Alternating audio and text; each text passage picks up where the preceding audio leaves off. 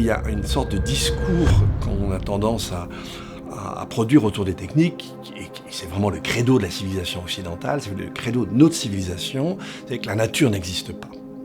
Pour un économiste néoclassique, la nature, c'est du capital que je détruis indéfiniment. C'est toujours mon idée d'optimum, c'est-à-dire qu'aujourd'hui on doit sortir des fossiles, il est urgent de sortir des fossiles.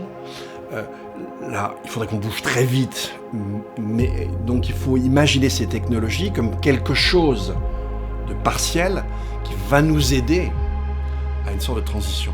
Mais ça nous aidera vraiment que si ça n'est pas un moyen de croire qu'on va maintenir l'existant indéfiniment. Or souvent, ces techniques, par ceux qui les produisent, sont vendues à ceux qui les financent comme le moyen de ne rien changer. C'est-à-dire qu'on va simplement substituer une source énergétique à une autre et on va continuer comme avant. Par rapport aux énergies renouvelables, il y a deux discours. Il y a le discours qui consiste à dire il faut foncer là-dedans parce qu'effectivement il faut continuer sur la même lancée sans se casser la figure et donc il faut décarboner le plus rapidement possible.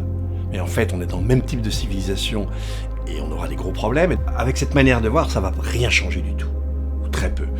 En revanche, si on se dit, si on reprend et on redonne un sens à ces renouvelables dans un projet de société plus intelligent, alors là oui on va y gagner. Et c'est pas qu'une question technique.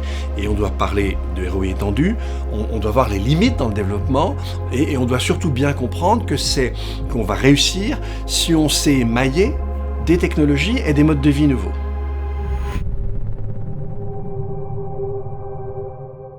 J'ai un message à faire passer, c'est informez-vous. Prenez petit à petit conscience de la complexité du monde, du fait qu'on a des strates différentes. Il faut arriver à les comprendre, à comprendre leur agencement, et qu'il n'y a jamais un problème compliqué de solution simple.